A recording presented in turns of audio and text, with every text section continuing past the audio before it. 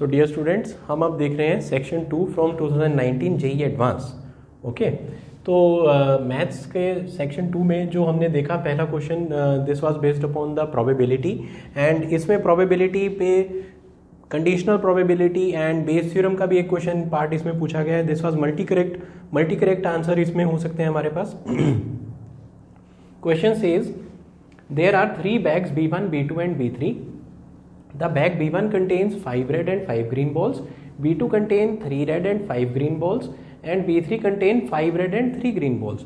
Bag B1, B2, B3 have probabilities 3 by 10, 3 by 10 and 4 by 10 respectively of being chosen. A bag is selected at random and a ball is chosen at random from the bag. Then which of the following option is are correct? A choice कहती है probability that selected bag is B3 and chosen ball is green equals 3/10। अब B3, अब देखो इनकी bags की composition अगर हम discuss करें B1, B2, B3, राइट। अब B1 में हमारे पास 5 रेड एंड 5 ग्रीन है, 5 रेड 5 ग्रीन। B2 में 3 रेड 5 ग्रीन है, 3 रेड 5 ग्रीन। एंड B3 में हमारे पास क्या है, 5 रेड एंड 3 ग्रीन। ऑलराइट, इनकी प्रोबेबिलिटीज कितनी है, 3/10, 3/10 again, and then we have 4/10 of being chosen, bags के चूज होने की प्रोबेबिलिटी, राइट बच्चों।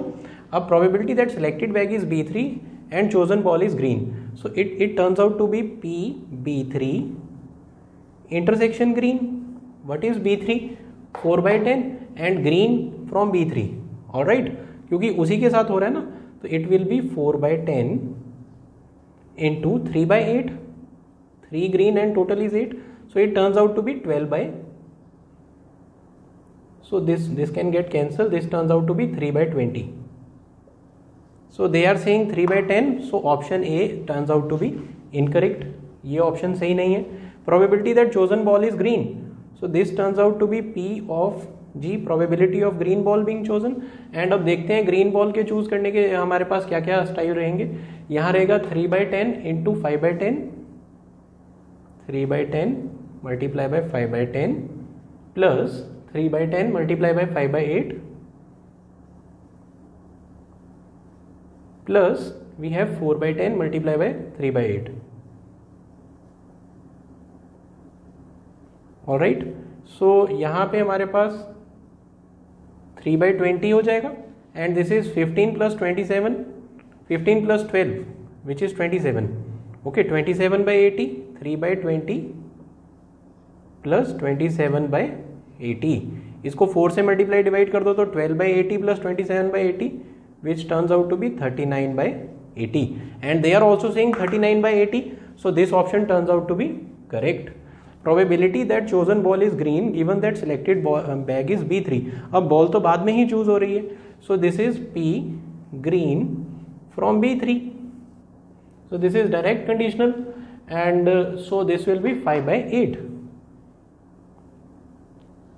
chosen ball is green from B3, right, B3 से क्या आ रहा है, 3/8, so they are also saying that it is 3/8, so C option is also correct। Probability that selected bag is B3 given that the chosen ball is green। अब balls तो बाद में choose हो रही हैं, फिर से दोबारा बैग पे जा रहे हैं, so this is the question based upon Bayes theorem. So ये क्वेश्चन हमसे क्या पूछ रहा है, selected bag is B3 given that the chosen ball is green, so यहाँ पे P B3 अपॉन G हमसे पूछा जा रहा है। Selected bag is B3 when chosen ball is green, so this by the Bayes formula P B3 intersection green upon probability of green. What is B3 intersection green, हमने calculate करा था, that is 3/20, alright, so this is 3/20 and that divided by green का probability भी हमने second में करा 39/80, so this is 39/80, so this turns out to be 4 ऊपर चला जाएगा, 4/13, but they are saying 5/13, so D option भी क्या है, गलत है। So it was a good question from probability. I will rate it again as somewhere easy to medium, and D and C are the correct answers. This is the next question in the second section, and ये क्वेश्चन क्या कह रहा है, define the collections E1, E2, so on E3, and this is a collection of ellipses, and R1, R2, so and R3, and again this is a collection of rectangles as follows, and E1 is such that obviously एक ellipse दे रखा है, एक horizontal ellipse होगा A3, B2, and R1 is rectangle of largest area with sides parallel to the axis inscribed in E1, and En is nth ellipse जिसमें AN BN होगा, पर largest area होगा जो Rn-1 में होगा, ठीक है ना, उस रेक्टेंगल के अंदर फर्दर जो नेक्स्ट एलिप्स है वो होगा ये जो रेक्टेंगल उस एलिप्स के अंदर है, ठीक है, लार्जेस्ट एरिया वाला। एंड Rn क्या है, rectangle of largest area with sides parallel to the axis inscribed in En further, ठीक है। Then which of the following is are correct. तो ये सारे ऑप्शंस को इवेलुएट करने के लिए हमें सबसे पहले इस सिचुएशन को बना के देखना चाहिए। तो हमें सबसे पहले एक एलिप्स बना लेना चाहिए यहाँ पे। Let's say this is the horizontal ellipse they are talking about, and इसमें R1 is rectangle of largest area, so rectangle is also having sides parallel to the axis as they are talking about, and this point can be 3 cos theta and 2 sin theta. For this general point can be this, okay, and similarly we can have Q R S being parallel to the axis, and Q will be इसमें y negative हो जाएगा, S में x negative और इसमें दोनों negative. सो हम easily P Q R S का area समझ सकते हैं। पी क्यू आर एस का एरिया क्या आ जाएगा, area of P Q R S that will B 6 cos theta and 4 sin theta, 24 sin theta cos theta, so that will B 12 times sin 2 theta, 24 sin theta cos theta will B 12 times sin 2 theta. And for this area to be maximum, theta should be pi by 4. All right, क्यों? क्योंकि sin pi by 2 पे ही तो maximum होता है। तो इसका maximum area कितना आने वाला है, 12 आएगा। 12 is the maximum area, and that is the area of you can say E1. And next हमारे पास क्या जाता है, eccentricity of E18 and E19। ऐसे हमें E18 E19, so this can be thought of as E1, okay बच्चों। And अब इस E1 के अंदर अगर हम सोचें तो ठीक एक और एलिप्स ऐसे बनेगा। अब इस एलिप्स के लिए सबसे पहली बात ये थीटा पाई बाय 4 पे P क्या बन जाता है, P becomes identically equal to 3/√2, theta को पाई बाय 4 लगा लो, एंड यहाँ क्या बन जाएगा 2/√2। तो ये हमें दिख रहा है, ये जो P आया ये इस another ellipse, this will B E2।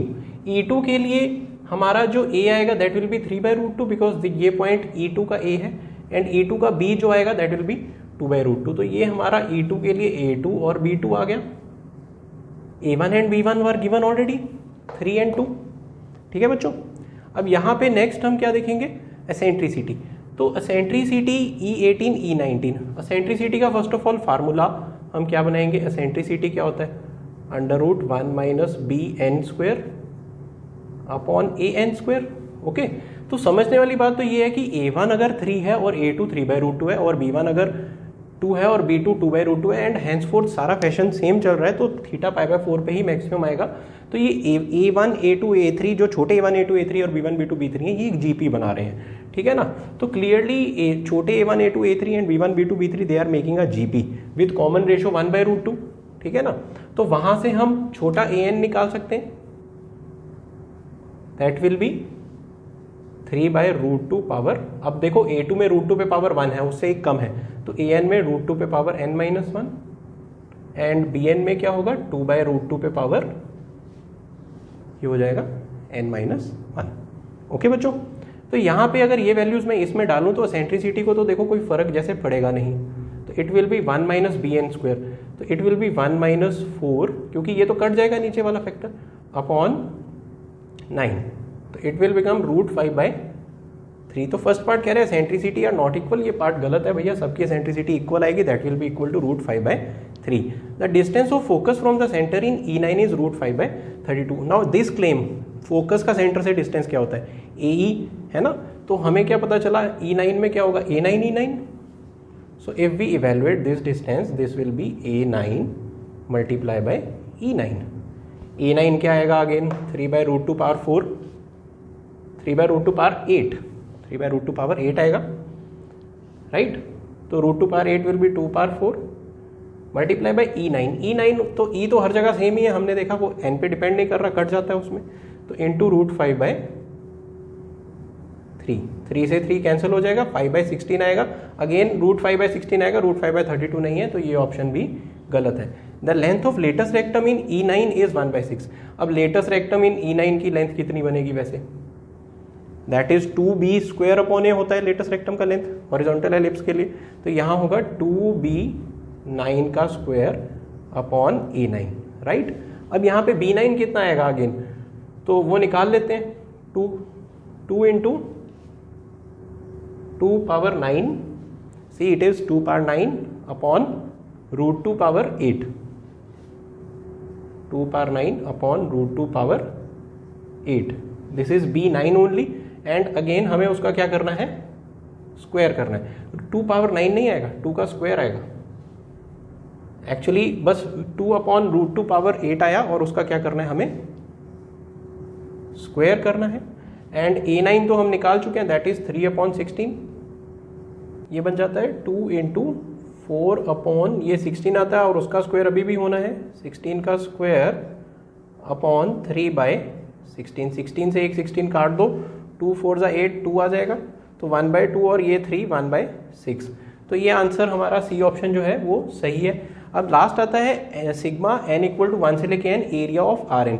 अब देखो जो Rn है, ठीक है ना, that is R is the area of rectangle, so this can be thought of as maximum, so this is not E1, this is suppose to be R1, this is area of rectangle, right.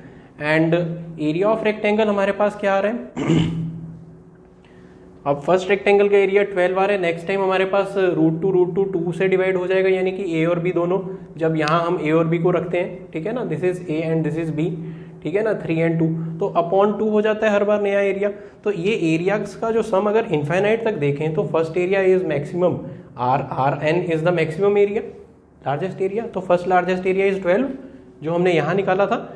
Second largest area क्या आएगा, 12/2, क्योंकि A और B दोनों √2 से divide हो रहे हैं, and next largest area obviously 12 अब ये 2 की पावर 2 हो जाएगा, and so on up to अगर इनफाइनाइट तक निकाल रहे हैं, तो ये आंसर क्या आएगा, infinite GP A/1 - R, so this will be 12/2 which is 24। अगर इनफाइनाइट GP तक 24 है तो इनफाइनाइट से पहले जो n है, n इन्फिनिटी तक नहीं है, तो ऑब्वियसली वो 24 से नीचे होगा, तो ये ऑप्शन भी हमारा क्या हो जाएगा, सही हो जाएगा। ठीक है बच्चों, तो I will rate this question somewhere between medium to tough, because कई बार बच्चे इस कैलकुलेशन में या एनुमरेशन में थोड़ा सा मुश्किल फील कर सकते हैं। This is the third question. Here we are given a matrix M and an adjoint of M as well, but matrix M has some A and B, where A and B are real numbers. Which of the following options these are correct? So this question seems to be in the beginning a very direct question, but calculation is the tricky part. Okay तो उस tricky part को हम देखेंगे कि भाई इस तरीके से इजीली हैंडल कर सकते हैं। अगर हम यहाँ पे एडजॉइंट ऑफ एम को समझें तो इससे जब एडजॉइंट बनता है तो C11 C22 adjoint of M, क्योंकि कोफैक्टर्स का ट्रांसपोज होता है तो उनकी पोजीशन तो चेंज नहीं होगी।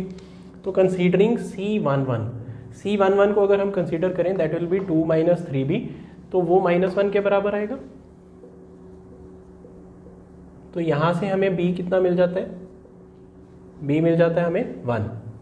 ओके एंड इसी तरह से अगर हम C22 को कंसीडर करें वहाँ से, तो C22 हमें क्या मिलता है, leaving this row and this column, 0 - 3 -3 equal to -6, तो इट गिव्स अस A बराबर 2। तो A + B 3 इस तरीके से हम इजीली निकाल सकते हैं। Alright, and determinant of adjoint of m square, m देखो यहाँ पे 3/3 का मैट्रिक्स है तो उसका स्क्वायर भी ऑब्वियसली 3/3 होगा। तो अब एडजॉइंट m स्क्वायर को हम कोई C मैट्रिक्स माने तो उसका जो कि 3/3 का मैट्रिक्स है तो उसका डिटर्मिनेंट क्या होगा, उसके मतलब एडजॉइंट का डिटर्मिनेंट क्या होता है, डिटर्मिनेंट A⁻n - 1, जहाँ पे n उसका ऑर्डर है जो 3/3 है तो 2 होगा। तो यहाँ पे हमारा क्या बन जाएगा, determinant of adjoint of m square, determinant of adjoint of m square, determinant of adjoint of m क्या होता है, m⁻n -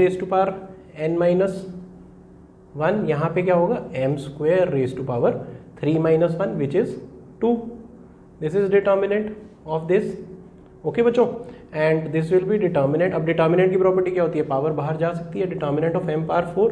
अब यहाँ पे डिटर्मिनेंट ऑफ m हमें इवेलुएट कर लेना चाहिए, तो आई थिंक वो हम यहाँ कर लेते हैं। Determinant of m, this is equal to determinant 0 1 2 1 2 3 and that is 3b1। Okay, 3 1 1।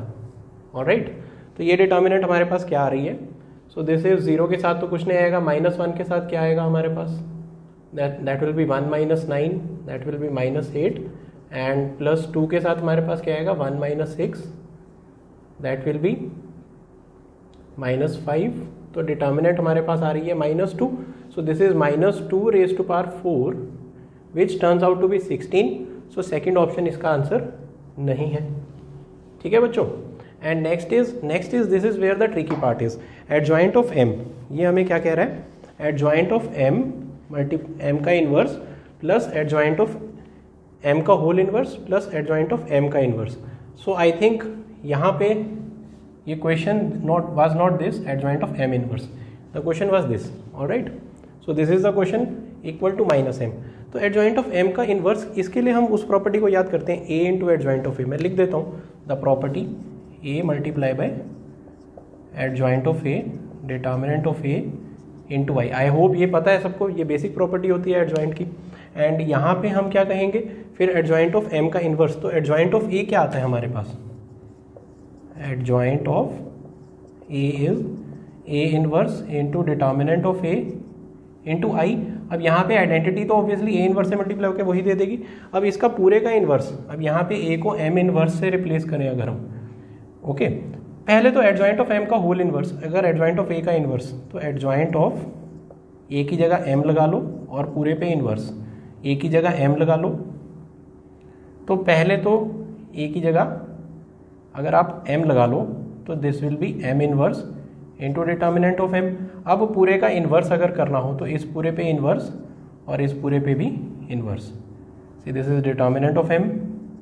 Alright, तो अब इनवर्स क्या होता है, ए बी का whole inverse, B inverse A inverse, पर ये तो स्केलर है, स्केलर से कोई फर्क नहीं पड़ेगा। So this is m inverse का inverse which is m into scalar क्या हो जाएगा, रेसिप्रोकल हो जाएगा, तो अपॉन डिटर्मिनेंट m। तो यहाँ पे डिटर्मिनेंट m हमने कितना निकाला था -2, तो दिस विल बिकम -1/2 m। तो ये पार्ट मैंने अभी एडजॉइंट ऑफ m का होल इनवर्स निकाला है, अब एडजॉइंट ऑफ m इनवर्स निकालना है हमने। एडजॉइंट ऑफ m इनवर्स के लिए भी हम इस ट्रिक का इस्तेमाल कर सकते हैं। वो कैसे करेंगे, इस वाली प्रॉपर्टी में, इस वाली प्रॉपर्टी में हम a को m इनवर्स से अगर रिप्लेस कर दें, तो if we replace a by m inverse, तो what we will get, adjoint of m inverse equals m inverse का inverse into determinant of m inverse. Alright, m inverse का inverse will be m, determinant of m inverse, determinant of m का inverse, this will be m upon determinant of m। Again same answer -12 m। इन दोनों को अगर हम add करेंगे तो -m आ जाएगा। So this way we can save a lot of time. Okay, so this is correct. Last, m into alpha beta gamma is 1 2 3, then this is the option. ठीक है ना, तो इसको चेक करना है। तो यहाँ पे अल्फा बीटा गामा हम क्या कह सकते हैं, the matrix alpha beta gamma is equal to m inverse into 1 2 3। What is m inverse, m inverse का डायरेक्ट डेफिनेशन क्या होगा, m inverse is 1 over determinant of m into adjoint of a। What is determinant of m, -12, 1 over determinant of m into adjoint of m। Adjoint of m is given, utilize it, this will be -1 1 -1 8 -6 -2 -5 3 -1 multiply with 1 2 3 -1 +2 1 -3 -2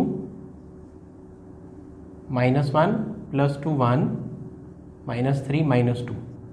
okay, next is 8 -12 -4 +6, -4 + 6 is 2, okay, and -5 + 6 1 -3 again -2, so -12। so answer क्या आता है 1 -1 and 1। अब हम easily देख सकते हैं alpha minus beta plus gamma क्या बनता है हमारे पास, see this is suppose to be alpha, this is beta, this is gamma and minus beta करके ये +1 बन जाएगा, तो ये ऑप्शन सही है। तो इसके फाइनल आंसर्स बच्चों हमारे पास जो आएंगे that is A, C and D. Okay, so this is the next question, question number 4 and इसमें हम देख रहे हैं let f match from R to R be given by f of x equals. ये एक फंक्शन अगर है दिया हुआ पीस वाइज डिफाइंड फंक्शन है, जिसमें सबसे पहले अगर हम कोएफिशिएंट्स को देखें 1, 5, 10, 10, 5, 1 होना चाहिए था। अगर हम बाइनोमियल कोएफिशिएंट को याद करें x + 1 की पावर 5 को, तो हम इसको रीडिफाइन कर सकते हैं। दिस इज x + 1 की power 5 and 3x is 2x short of it, तो -2x, ऑलराइट, एंड +1 तो उसी में ही होता है। तो यहाँ पे इसको हमने डिफाइन करा है for x is less than 0। ठीक है बच्चों, अब यहाँ पे कुछ चॉइसेस हमें दी गई हैं। मल्टी करेक्ट का ऑब्वियसली ये सेक्शन चल रहा है, तो इसमें f इज ऑन टू को अगर हम सबसे पहले चेक करना चाहें तो 0 से नीचे इसके बिहेवियर को डिस्कस करो। 0 के जस्ट पीछे अगर हम देखें यहाँ पे limit x approaches to 0 negative. So what is limit x approaches to 0 negative of this f of x? सो इसमें हम 0 पुट करेंगे, दिस विल बी 1 - 0, सो आंसर आता है 1। एंड 0 से पीछे बिल्कुल एंड बिहेवियर पे अगर हम इसको डिस्कस करें, अगर इन्फिनिटी पे देखें,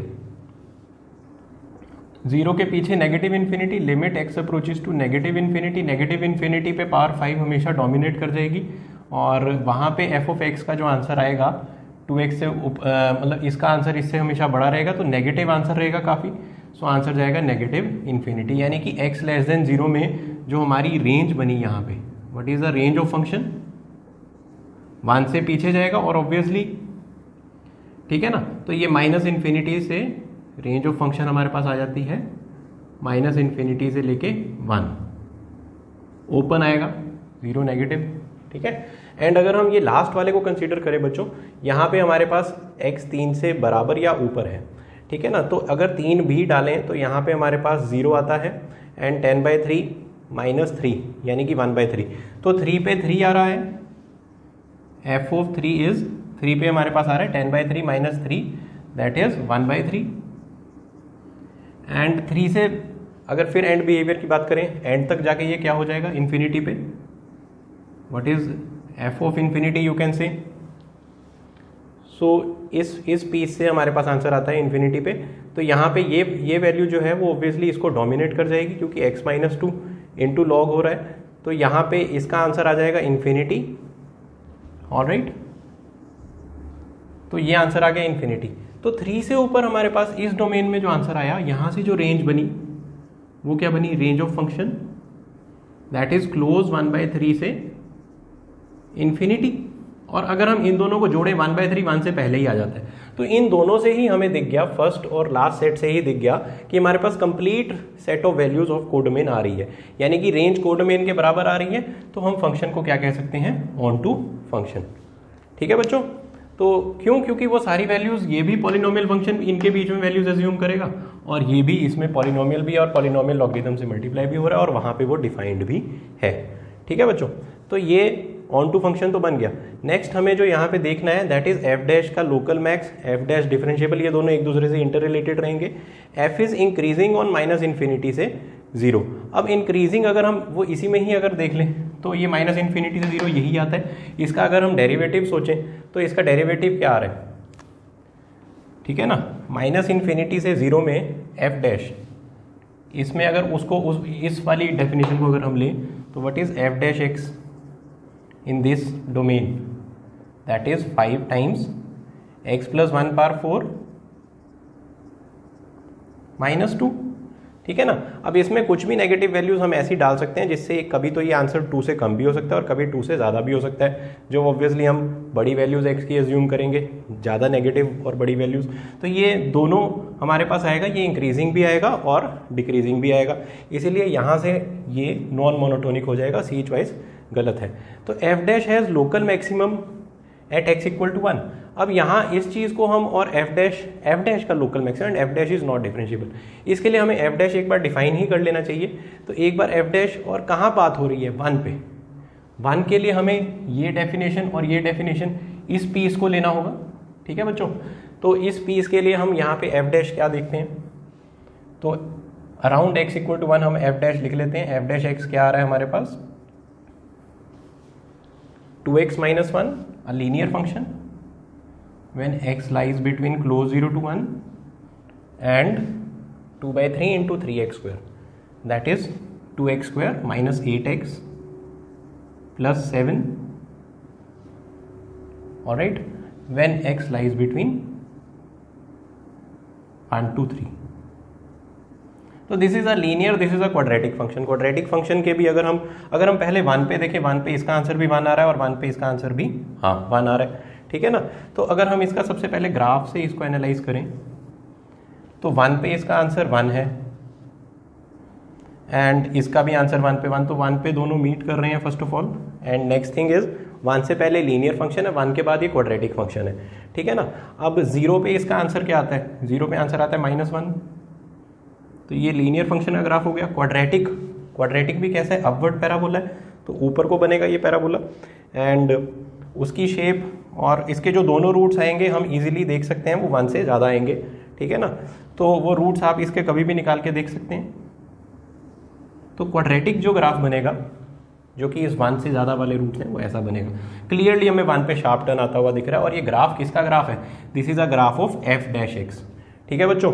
तो f डैश का हमें यहाँ पे 1 पे शार्प टर्न दिख रहा है, तो वो नॉन डिफरेंशिएबल तो होगा ही होगा एंड उसका एक लोकल मैक्सिमम, हाँ जी, तो इस 1 के लोकल एरिया में उसकी मैक्सिमम वैल्यू आ रही है, तो वो लोकल मैक्सिमम भी होगा। So I believe this question was fairly a good question from calculus and I will rate this as a medium category question.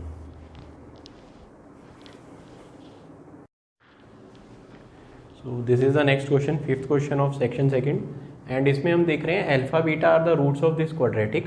तो यहाँ से सम ऑफ रूट्स तो हमें इजीली दिख ही रहा है, अल्फा प्लस बीटा हमारे पास आ जाएगा 1 एंड अल्फा बीटा प्रोडक्ट आ जाएगा -1, ठीक है।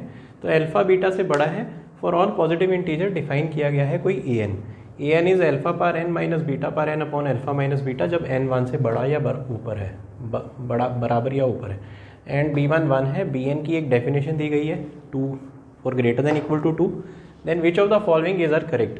तो ये सारी चॉइसेस को हमें यहाँ पे वर्कआउट करना था। बहुत अच्छा क्वेश्चन है थ्योरी ऑफ इक्वेशन से। अब हम यहाँ पे सबसे पहली चॉइस को अगर वर्कआउट करें तो a1 plus a2 plus so on up to an equal to an plus 2 minus 1, तो इसको हम यहाँ पे वर्क करेंगे, देखते हैं क्या आता है हमारे पास ए चॉइस के हिसाब से।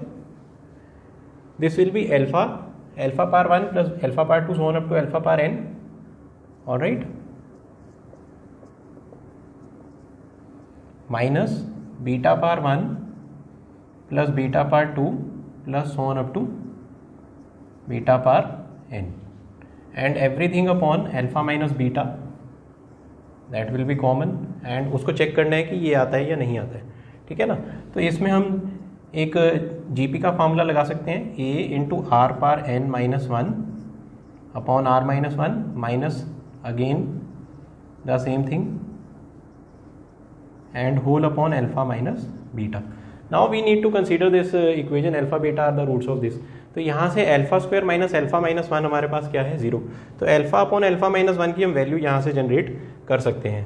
वो कैसे जनरेट कर सकते हैं, अगर हम यहाँ पे सोचें कि हमारे पास alpha square minus alpha minus 1 क्या है 0, तो यहाँ से हम अल्फा स्क्वायर माइनस 1 को अल्फा के बराबर कर सकते हैं, alpha into alpha plus 1 multiply by, basically alpha plus 1 आ जाएगा equal to alpha upon alpha minus 1, तो अल्फा अपॉन अल्फा माइनस 1 की वैल्यू क्या आ सकती है alpha plus 1 and alpha plus 1 को अगर हम अगेन यहाँ से देखें फर्स्ट इक्वेशन से, तो यहाँ से एज वेल एज हमारे पास अल्फा स्क्वायर क्या है अल्फा प्लस 1 है, तो और हम इसको अल्फा स्क्वायर कह सकते हैं, यानी कि अल्फा अपॉन अल्फा माइनस 1 को हम क्या कह सकते हैं अल्फा स्क्वायर। सो ये बहुत सुंदर एक डिडक्शन हमने यहाँ करनी थी।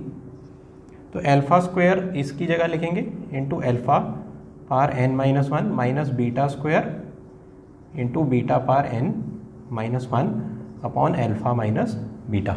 Student shall make a very good note of this and this is how you can make calculation easier. Okay बच्चों, and now it will turn out to be alpha par n plus 2 minus alpha 2 plus जो इसका result आता है वो result मैं यहाँ पे share करूँगा। Okay, let me right over here, this is alpha power n plus 2, after this we shall go to here alpha power n plus 2 minus beta power n plus 2, all right, and plus beta 2 minus alpha 2, beta 2 minus alpha 2 के नीचे alpha minus beta and इसके भी नीचे alpha minus beta.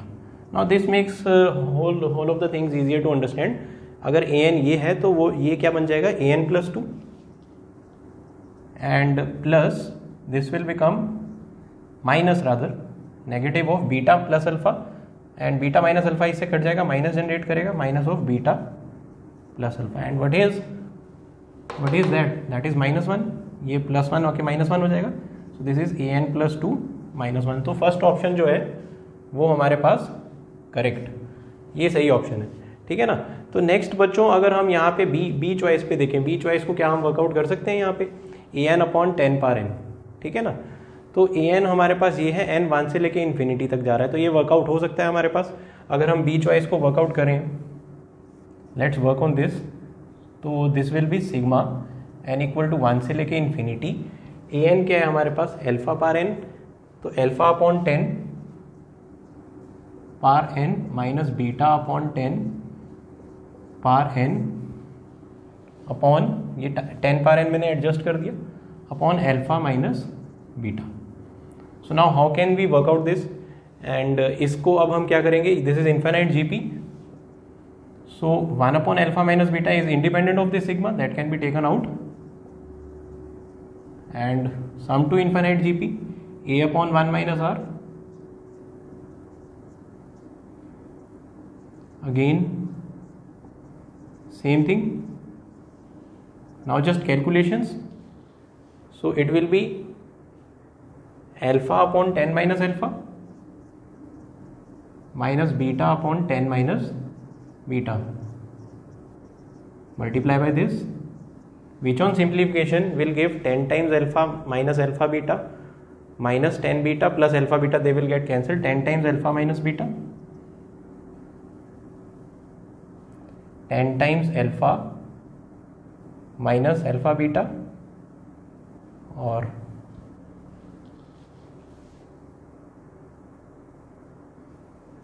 yeah, the product will also stay, okay. So this will be 10 times alpha minus beta upon alpha minus beta and the product of it.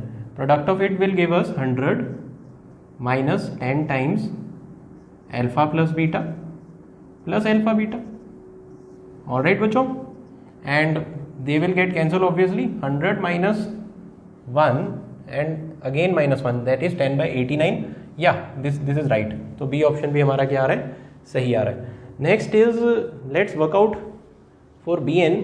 A definition of Bn has also been given over here. So पहले हम इस definition को थोड़ा workout करते हैं. अगर हम Bn के लिए देखें, यहाँ Bn दिया गया है an minus 1 plus an plus 1. तो इसको हम कैसे वर्कआउट करेंगे, हम Bn को लिख लेते हैं, ठीक है ना. What is given to us as Bn? Let's create some room over here. तो Bn हमें दिया गया है an minus 1, that will be alpha power n minus 1, considering here alpha power n minus 1 minus and plus beta.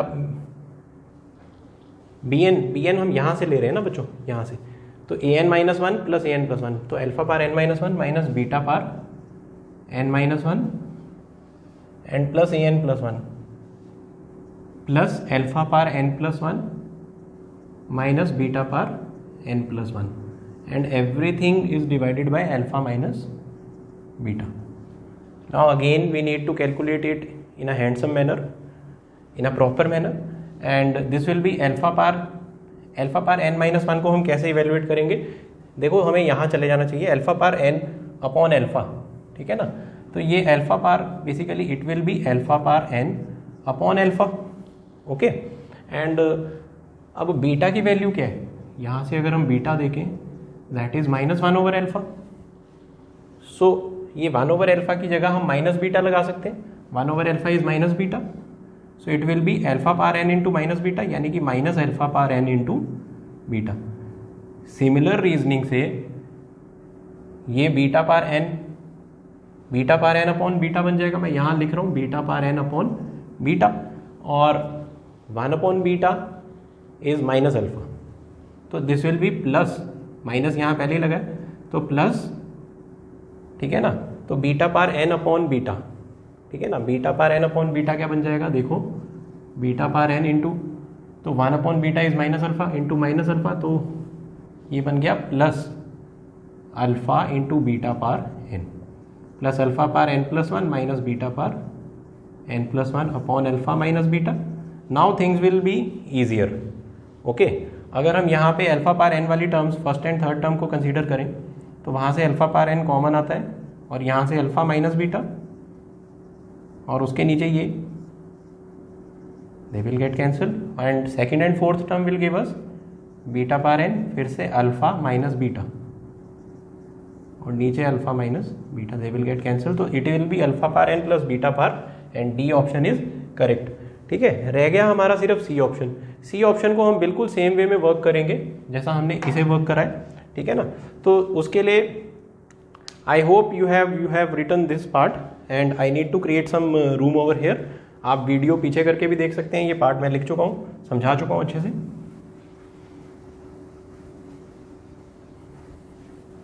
So let's work on this C part now. So now Bn has been proven that alpha power n plus beta power n. So it will be alpha upon 10, क्योंकि 10 पे power n है, plus beta upon 10 पे power n, sigma n equal to 1 से लेके infinity. Infinite GP का formula again खड़ा हो जाएगा यहाँ पे। So it will be a upon 1 minus r plus same, तो which on solving 10 alpha upon 10 minus alpha plus okay या, तो beta upon 10 minus beta, and which again on solving will give us 10 alpha 10 times alpha minus beta,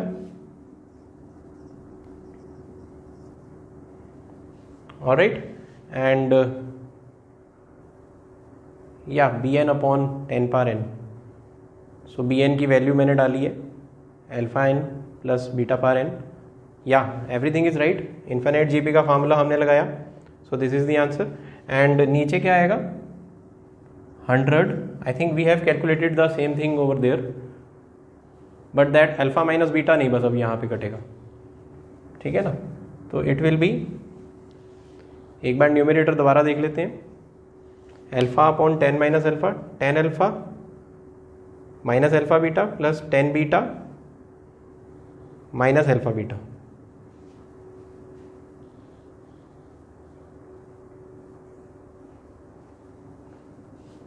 this will be 10 alpha minus alpha beta plus 10 beta.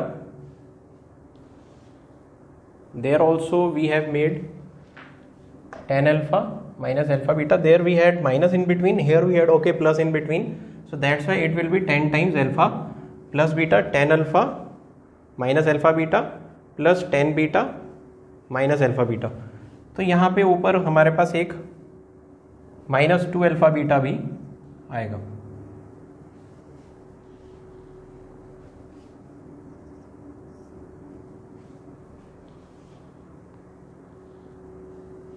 It will B 10 alpha, एक बार मैं लिख ही देता हूँ बच्चों आपके लिए, it will B 10 alpha minus alpha beta plus 10 beta again minus alpha beta upon similar result जो वहाँ नीचे वाला आया था, नीचे वाले से अपने पास 89 आता है। So this will B 10 times alpha plus beta, 10 times alpha plus beta will give us 10 into 1 and minus 2 alpha beta, that will give us 2, so it will turn out to be 12 upon 89, which is not definitely C choice, so C choice is wrong. I hope you might have got the way I have done this question, and I will rate this question as medium to tough category.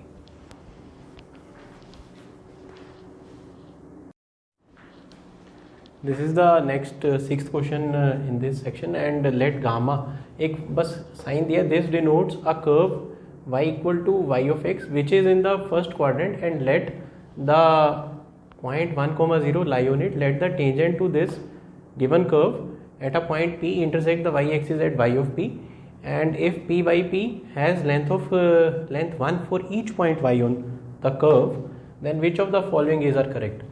ठीक है ना। तो इसमें हमें curve ही कुछ इस तरीके का लेना है बच्चों, जिससे हमारे पास लेंथ ऑफ टेंजेंट हमेशा क्या रहे 1। अब इसके लिए अगर हम कर्व बनाने की कोशिश करें एंड फर्स्ट क्वाड्रेंट में उन्होंने बोला हमें ये कर्व होगा, ठीक है ना, तो वो कर्व कभी भी हम इस तरीके का कर्व नहीं बना पाएंगे। क्यों? क्योंकि अगर यहाँ के बाद कल को यहाँ पॉइंट चला जाए तो लेंथ ऑफ टेंजेंट 1 से ज़्यादा हो सकता है, ठीक है ना। तो हमारे पास जो कर्व का ऑप्शन बचता है और एज वेल एज 1 से पास होने वाला, so that will B this. Okay, तो इसमें हम डिफरेंट टेंजेंट्स के लिए देखेंगे कि जो लेंथ रहेगी that will be 1। So this is one of the possible tangents which I have drawn. Okay, तो उस पॉइंट P से लेके, this is the point P x, y and this is the point yp on the y axis they have given to us. Okay, and ये length जो हमें दी गई है, this length has been given as 1 and the next thing is to find the equation of the tangent and to solve this, ठीक है ना। And 1, 0 definitely this is the point 1, 0 which lie on the curve. Equation of tangent क्या बनेगी? That will be y minus y, this is the general point, this is the passing point, this is p point on the curve and equal to y dash into x minus x। And for this yp we need to put x बराबर 0, बड़ा x 0 हो जाएगा general point, and that will give us बड़ा y बराबर y minus x y dash. And hence हमारे पास P y P की जो लेंथ है that has been given as 1, तो वो लेंथ हमारे पास कैसे आएगी? ये वाई पी पॉइंट जो आ जाएगा, तो it will give y P point as identically equal to 0, y minus x y dash. Now what is the length P y P? P y P has been given as 1, ठीक है ना, length 1 दी गई है, P y P has length 1, so it implies what is P y P? P x है तो उसका यहाँ से एब्सिसा का difference square x square and ordinate का क्या आ जाएगा प्लस एक्स वाई का डैश का स्क्वायर ही आ जाएगा डिफरेंस करने के बाद, and that will be equal to 1, this is y dash. तो यहाँ से हमारे पास एक डिफरेंशियल इक्वेशन आ जाती है जो कि हमारे पास क्या आएगा? वाई डैश का स्क्वायर, वाई डैश का square is 1 minus x square upon x square. तो इसको अब हम इजीली सॉल्व कर सकते हैं। सो यहाँ से हमारे पास क्या आता है? वाई डैश इज नेगेटिव वाला लूंगा मैं सिर्फ यहाँ पे, under root 1 minus x square upon x. Why have taken negative वाला ओनली बिकॉज यहाँ पे जो स्लोप आएगा under given circumstances, slope of tangent that will be only negative, ठीक है। तो यहाँ से variable no, it will be just directly integrated, so d y integration minus under root 1 minus x square upon x d x. X को अगर हम यहाँ पे क्या पुट कर लें, साइन या कॉस कुछ भी है ना, तो एक्स को अगर हमने कॉस थीटा पुट कर लिया या you can say sine theta put कर लिया, तो डी एक्स क्या बना? Cos theta d theta.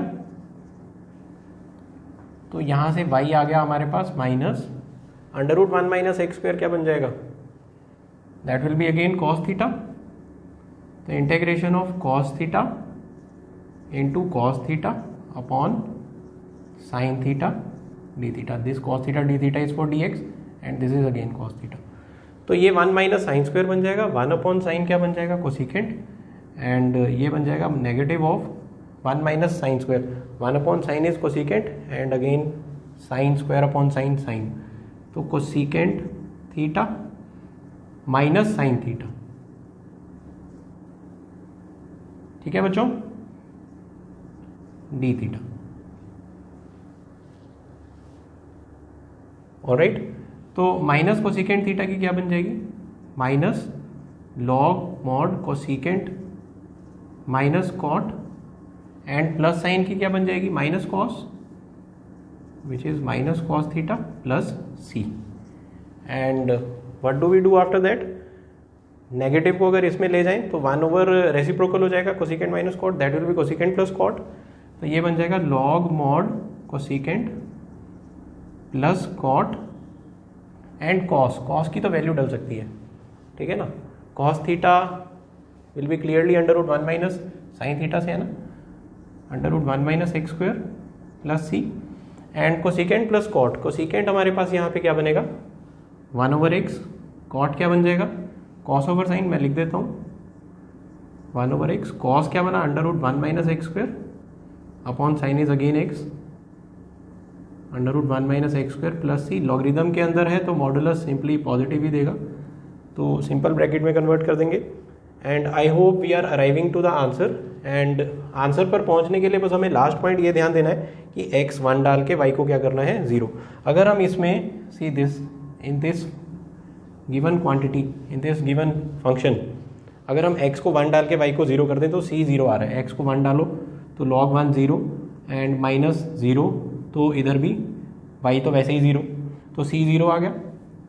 तो y ऑफ 1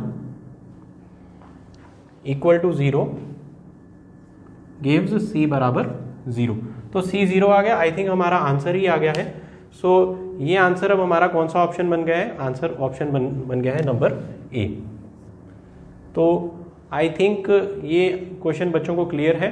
एंड मल्टी करेक्ट के ऑप्शंस में से था, तो दूसरा ऑप्शन जो यहाँ पे बन रहा है हमारे पास वो क्या बन रहा है, x y dash plus under root 1 minus x square, यहाँ से बनेगा ना इक्वल टू 0। एंड इन दोनों के बनने से बाकी के दोनों ऑब्वियसली गलत हो जाएंगे। So I will rate this question as somewhere medium category question only because of this graphing, जिसमें बच्चे अटक सकते हैं।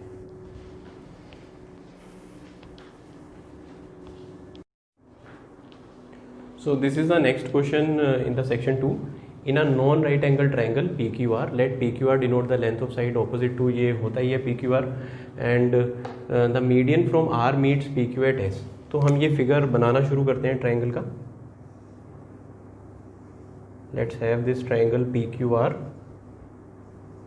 okay, and median from R से एक मीडियन बनाया हमने, it meets QR PQ at S, so this point is supposed to be S। perpendicular from P meets side QR at E, so P से जो perpendicular आएगा वो QR को किसी E पे meet कर रहा है, okay। RS and PE intersect at O, so this is the meeting point O।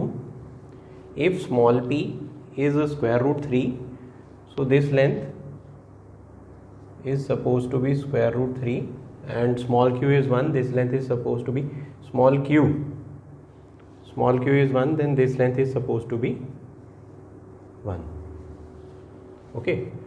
and the radius of circumcircle of triangle, तो यहाँ से हम साइन लॉ लगा सकते हैं, a upon sine equal to b upon sine c equal to c upon b upon sine b equal to c upon sine c equal to 2r, तो वो हम अगर यहाँ पे लगाएं so this will be 1 upon sine q equals root 3 upon sine p equals 2r। तो यहाँ से साइन q हमें कितना दिखाई देता है 1/2, तो q कितना मिल जाएगा यहाँ से हमें π/6 और 5π/6। Similarly sine p is root 3/2, तो p मिल जाता है हमें यहाँ से या तो π/3 या 2π/3, राइट। अब देखने की बात यह है कि जो q है वो p से बड़ा है। अब अगर हम यहाँ पे कहें कि भैया q p से बड़ा है, स्मॉल q p से छोटा है, तो p q से बड़ा है, दिस इज p के सामने ये स्मॉल p, तो p q से बड़ा है, तो एंगल p भी एंगल q से बड़ा होगा, तो एंगल p भी एंगल q से बड़ा होगा। तो यहाँ पे अगर हम एंगल p को π/3 ले लेते हैं, तो इधर से अगर π/3 लेंगे तो इधर से π/6 अगर लेंगे तो third angle is also suppose to be, see this is 60 30, तो third is suppose to be 90 which is not the right combination, क्योंकि नॉन राइट एंगल ट्राइंगल बोला है इन्होंने हमें सबसे पहली लाइन में। तो अगर हम यहाँ से 2π/3 लेते हैं तो यहाँ से 5π/6 नहीं ले पाएंगे, ब्रीच कर जाएगा वो एंगल सम प्रॉपर्टी को, तो 2π/3 के साथ π/6 लेंगे, तो देयरफॉर p बराबर 2π/3 एंड q बराबर π/6। अब ये 120 30, तो r को क्या ही होना पड़ जाएगा, इट इम्प्लाइज r बराबर π/6 ओनली, राइट। तो अगर q और r दोनों इक्वल हो गए हैं तो ये तो आइसोसेलेस ट्रायंगल बन गया, राइट। तो आइसोसेलेस ट्रायंगल में ऑल्टीट्यूड बेस को बाइसेक्ट करता है, यानी कि ये बाइसेक्टर भी है, ये भी हमें समझ आता है। नेक्स्ट जो हमें देखना है वो देखना है which of the following is are correct. Area of triangle SOE, तो SOE का एरिया तो इसको ज्वाइन करके बनता है, राइट। तो ये एरिया SOE का इन्होंने बोला है √3/12। इससे पहले हम area of in circle of triangle PQR का अगर एक इन सर्कल बनाए, इन सर्कल के लिए हमारे पास हम इधर से भी एक एंगल बाइसेक्टर भेज सकते हैं, ऑलराइट। तो इन सर्कल का एरिया जो आता है radius of in circle that is small r is delta upon s। What is delta? Delta is the area of triangle PQR. Area of triangle PQR is half into, okay, this length is also supposed to be then 1 first of all, क्योंकि ये और ये आपस में equal आ गए हैं base angles, तो ये साइड्स आपस में इक्वल हो जाएंगी। तो यहाँ पे डेल्टा एरिया क्या बनेगा ट्राइंगल का, half into 1 into √3 into sine of angle between them, half into 1 into √3 into sine of angle between them which is again half, क्योंकि 30 है। एंड सेमी पेरीमीटर यहाँ पे हमारे पास क्या आएगा, √3 + 2 whole by 2, so they get cancel. This is √3/2, इसको rationalise कर देंगे तो 2 - √3 ऊपर आ जाएगा। So this is the answer and yes it is matching this B option, तो B option is correct, right. What is length of RS का length कैसे निकालेंगे, RS का लेंथ निकालना यहाँ पे हमारे लिए आसान है। उसके लिए हम क्या करेंगे, एप्लोनियस थ्योरम बच्चों को पता है, और median because this is a median की लेंथ का फार्मूला क्या है, that is half √2 times square of √3 square of 1 addition में, तो 3 + 1 सब्ट्रैक्शन में सामने वाले का स्क्वायर 1, सो दिस इज 1/2 √8 - 1 यानी कि √7। तो yes this is matching it, तो C option is also correct. And the length of OE then, तो OE का लेंथ जो होगा that will be 1/3 of PE। क्यों, क्योंकि हमने यहाँ से इसे मीडियन बना दिया है, ये भी मीडियन है, तो तीसरा मीडियन इन्हीं के पॉइंट ऑफ इंटरसेक्शन से जाएगा, if we have drawn this median as well, alright.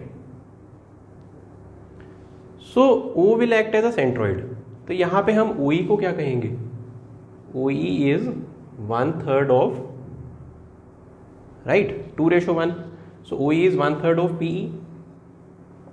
and what is area of what is length of PE?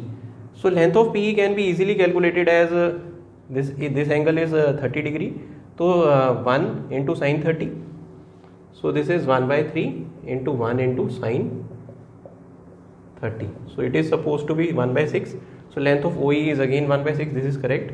Next is area of triangle SOE, all right, and let me just check, P meets QR at perpendicular from P meets QR at E, and median from R meets PQ at S, all right। तो ये SOE जो होगा, हम इसको अगर join करें इससे, इस पॉइंट ऑफ इस मिड पॉइंट से, एंड इसको भी अगर इससे ज्वाइन कर दें, तो SOE का एरिया ज्योमेट्रिकली हम देख सकते हैं, and if we can name this point as F। SOE का एरिया ज्योमेट्रिकली 1/3 ऑफ SEF आएगा, तो area SOE is 1/3। Why 1/3? Let me explain. See this area and this area and this area, these are three triangles of equal areas, because O is made as a geometrical center, okay। So area SOE is 1/3 of area SEF,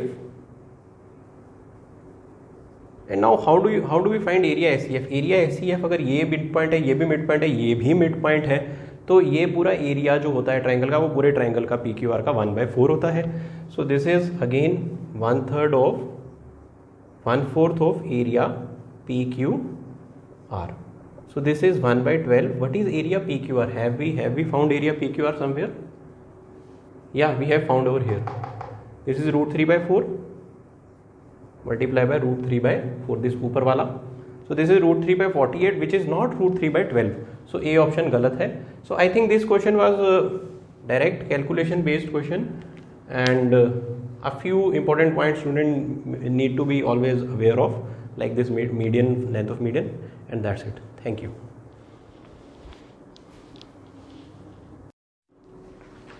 This is the last question of second section. इसमें हम देख रहे हैं if let L1 and L2 denote the line R vector equal to this and where lambda belongs to some real number over here and another line is this and mu belongs to some another real number respectively, if L3 is a line which is perpendicular to both L1 and L2 and cuts both of them, then which of the following describe L3. ठीक है ना, L3 को इनमें से कौन describe अच्छे से कर सकता है? ठीक है, L3 परपेंडिकुलर है दोनों L1 और L2 के, तो हम यहाँ पे L1 और L2 पे अगर एक जनरल पॉइंट देखें सबसे पहले, if this is L1, so what is general point? Let's say a general point on L1 is A which is 1 minus lambda comma, इधर J तो है ही नहीं तो 2 lambda comma again 2 lambda, alright. And L2 के ऊपर अगर कोई general point देखें दैट इज B। नाउ इधर कोई हमारे पास ये पासिंग पॉइंट है नहीं है, सीधा इसका पैरेलल सपोर्ट दी हुई है, तो this is only 2 mu comma minus mu comma 2 mu. ठीक है बच्चों, अब यहाँ पे हम ये दो लाइंस हमें दी हुई हैं L1 एंड L2, उनके ऊपर ये जनरल पॉइंट हम एज्यूम कर चुके हैं, एक L3 है जो इन दोनों के परपेंडिकुलर है, ऑलराइट। तो हम ऐसे A और B क्रिएट कर सकते हैं, जो एक AB वेक्टर ऐसा क्रिएट कर सकते हैं जो इन दोनों की सपोर्ट से परपेंडिकुलर हो जाए। Let's say B1 vector and B2 vector, B1 vector is this and B2 vector is this. So first of all let's first of all make a AB vector. तो AB वेक्टर क्या बना? AB vector is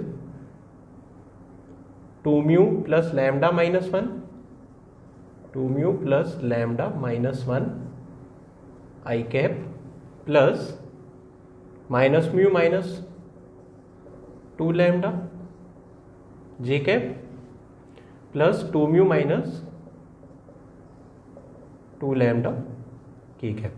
अब इस AB vector को हम B1 vector के साथ dot कर सकते हैं और इक्वल टू 0 कर सकते हैं। ऐसा पॉइंट ढूंढने के लिए इस पहली लाइन के ऊपर this is L1 this is L2 ऐसा पॉइंट मिल जाएगा जिसके according AB vector, see if this is A this is B, जिसके अकॉर्डिंग AB वेक्टर B1 के भी परपेंडिकुलर हो जाएगा, राइट। तो हम क्या कहेंगे, AB vector dot B1 vector is equal to 0। अगर AB वेक्टर को किसके अलॉन्ग रखना है हमें, L3 के along which is perpendicular to both, see L3 will be AB is along L3, so इसके लिए AB डॉट B1 0 कर लो। AB डॉट B1 0 करने से हमें क्या मिलेगा, B1 इज दिस ओनली, सो इसको AB के साथ डॉट करके 0 करना है। So it is giving us -1 2 mu plus lambda -1 plus 2 minus mu minus 2 lambda and plus 2 mu minus 2 lambda equals 0। तो यहाँ से we are getting -2 mu minus lambda plus 1 minus 2 mu minus 4 lambda plus 4 mu minus 4 lambda equals 0। So यहाँ से हमारे पास -4 mu cut गया, lambda हमें दिखाई दे रहा है 1/9। Similarly we are going to perform AB dot with B2 equal to 0। So वो हमें क्या देगा, B2 is 2 -1 2, okay 2 and -1 and 2, so this is giving us 4 mu plus 2 lambda minus 2 plus mu plus 2 lambda plus 4 mu minus 4 lambda equals 0. So here 2 lambda and 4 lambda and getting cancelled, and mu is coming as 2/9. So after finding this lambda and mu, we can create our AB vector. So AB vector is supposed to be, do we need to create AB vector? No, we just need points A and B, because those points A and B are going to define our L3 line. Okay, so A point A point is going to be 8/9, comma 2/9, comma 2/9. All right, putting this in this, and B is going to be 4/9, and our B is 4/9 minus 2/9 and again 4/9, right. अब अगर हम ध्यान से देखें तो इन सबके D R तो सबके सेम ही दे रखे हैं, यानी कि इट इज़ प्रीटी क्लियर कि जो L3 के डी आर है वो यही आने वाले हैं। विदाउट सॉल्विंग हम ये बता सकते हैं। और otherwise I tell you very easy formula to find L3 के D R, that is B1 cross B2 कर दो। B1 क्रॉस B2 करना आता है आपको, डिटर्मिनेंट IJ के, फिर B1 के क्या आएंगे -1 2 2 and 2 -1 2, which is going to give you D R as this and this, इसका या इसका कोई स्केलर मल्टीपल आएगा, राइट। तो वो हम इजीली फाइंड कर सकते हैं, ठीक है, as I just told you. तो अब बस गेम यानी कि रह गई है सिर्फ इन ए और बी पॉइंट पे। ए और बी पॉइंट को अगर हम ध्यान से देखें तो 8/9, okay right, 2/9 2/9, so this option is correct, and B option 4/9 minus 2/9 4/9, so this option is making also for point B, and these two options now इनमें से तो नहीं कोई आएगा, तो उसके लिए क्या हो सकता है, हमारी जो लाइन L3 है वो AB के मिड पॉइंट से भी पास कर सकती है और इसी पे भी इससे भी हो सकती है। सो what is mid point of AB? What is mid point of AB? That is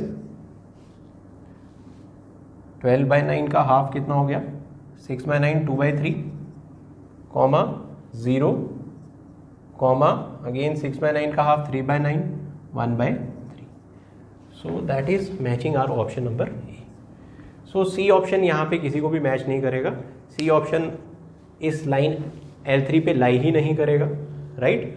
and उसको देखने का बड़ा इजी तरीका क्या रहेगा, अगर हम L3 के लिए इस पॉइंट को ले लें, ठीक है ना, पॉइंट को, और डायरेक्शन तो L3 की AB वेक्टर के अलॉन्ग ही है, तो वो हम L3 बना के देख सकते हैं कि ये पॉइंट उसे सेटिस्फाई भी, मतलब इस पे जो पॉइंट आ रहा है 0 0 0 0 0 0 से तो वो पास नहीं कर रही है, राइट। तो इसके आंसर्स बनेंगे A, B एंड डेली। आई बिलीव ये क्वेश्चन थोड़ा सा ट्रिकी था, इसमें बच्चे इस B ऑप्शन को A ऑप्शन को यूजली स्किप कर सकते हैं। So overall I will read this question as medium.